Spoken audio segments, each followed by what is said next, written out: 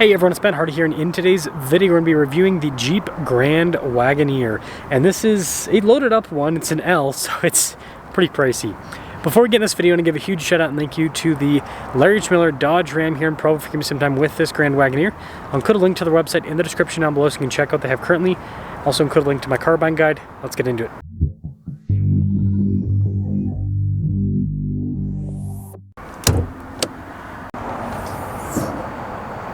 Under the hood we have a twin-turbo 3-liter inline-6 that goes through an 8-speed automatic transmission.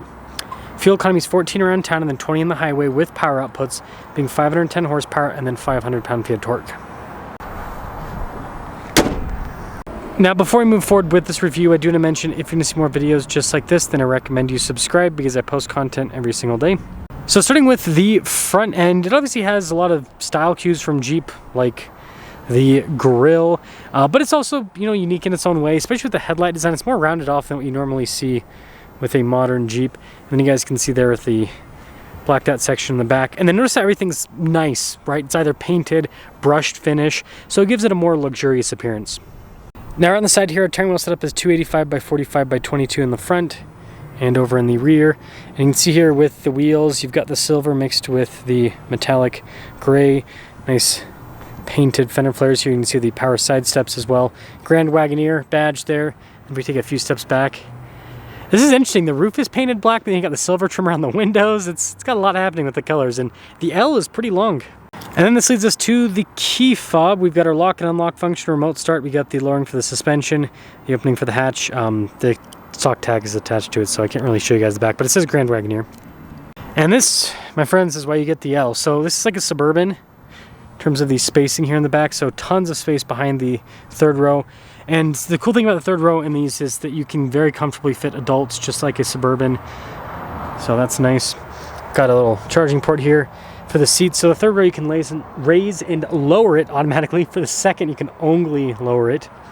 And we do have some storage underneath here too, so that's pretty cool. But yeah, very practical overall. The thing I find interesting is that this is where they put the button to lower the hatch. So you press that and then you have to like walk back.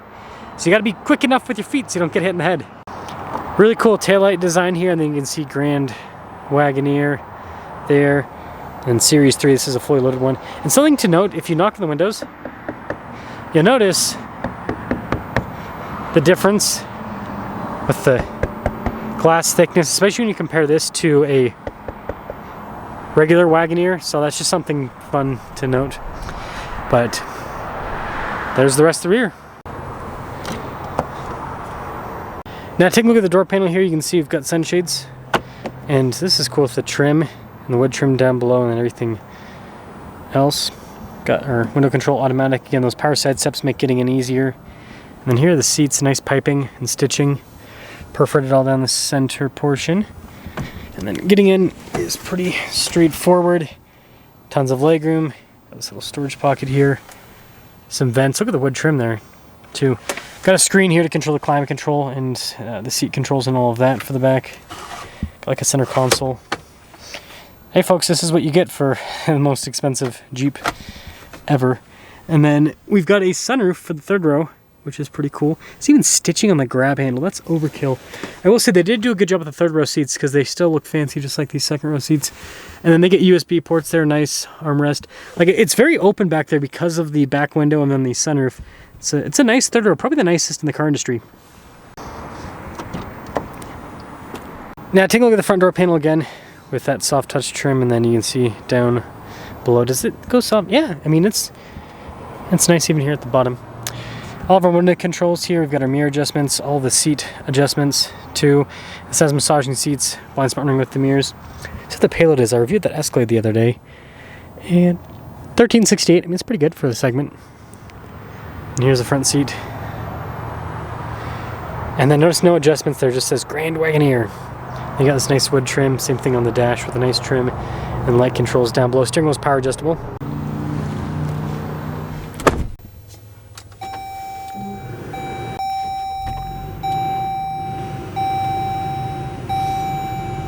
Now take a look at the steering wheel. Grand Wagoneer there on the front, and then we got practical controls here as well. So for like the cruise control, the steering assist, your gear limiter as well, radio controls in the back, and we have traditional stocks. Full digital gauge cluster here in the center, which we can use to kind of see different bits of info. Also night vision. I don't understand this with automakers. Like, what is the point? Also, it's taking forever. What is the point of this? Like, let me know in the comment section below. What is the point of night vision in the car? Like, it's called headlights, right? But yeah, that's a gauge cluster. 360 camera system, which of course with such a big SUV is always a nice feature to have. We've got heated and ventilated seats, like I said, massage seats as well. And we've got tons of adjustment with the seats too.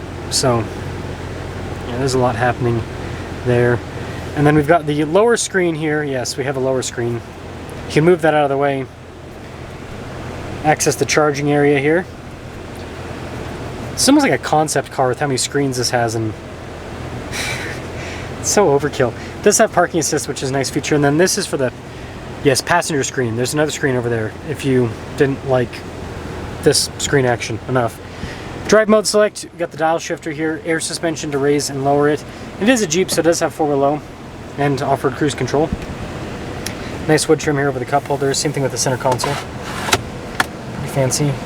It's got a cool box. Pretty cool, right? Camera rear view mirror. We've got a big sunroof up top as well. Premium headliner, by the way. Oh, almost forgot to mention, do have a glove box. Nice handle area, so looks pretty fancy. But yeah, that's inside. And when it comes to pricing, with this Series 3L, $121,255.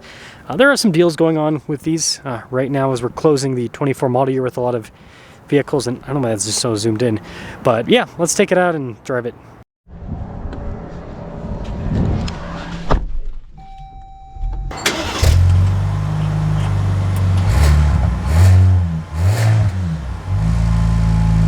Before we set off, let's look at visibility over the hood. I really like this materials stuff. It's pretty nice. Anyways, both the mirrors.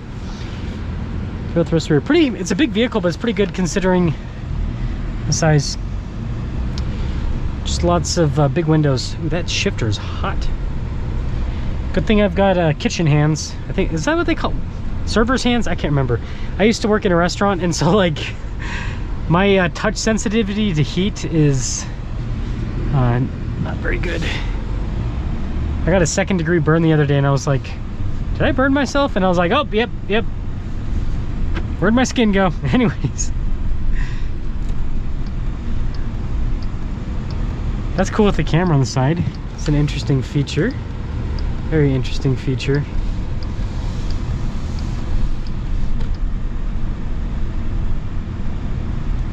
Smooth ride.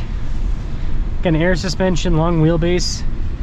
It's gonna be a nice ride. This is as luxury as it comes.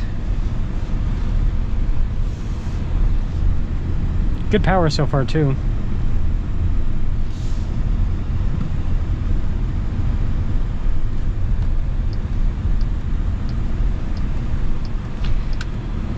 Oh, because its turn signal is sequential, it makes an interesting click sound. I'm not sure if I like that.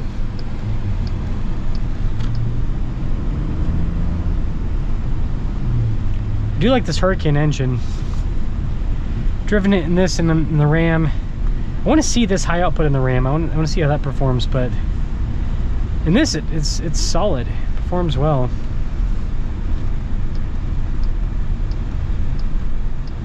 Yeah, sequential turn signal sound is so interesting.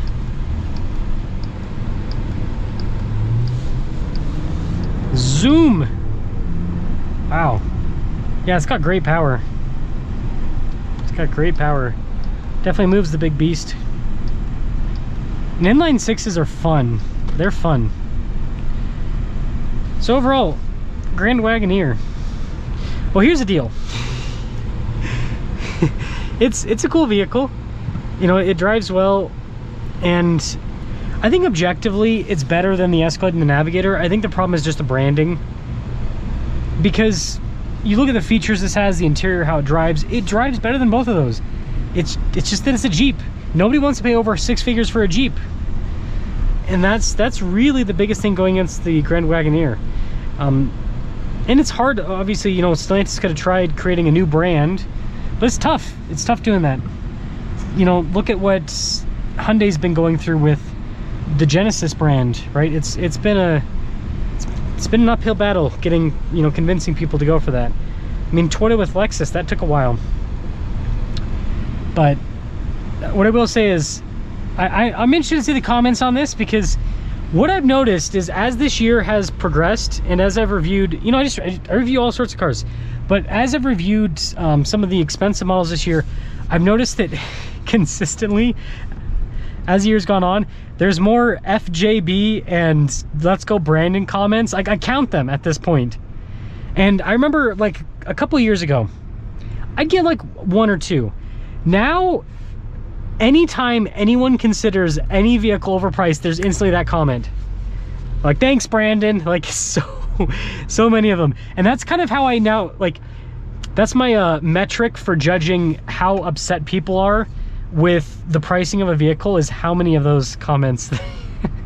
Also, trailer brake controls here. Smells that. So anyways, let me know what you guys think about the Grand Wagoneer, and let me know if you agree with my take on this, that it's a great vehicle.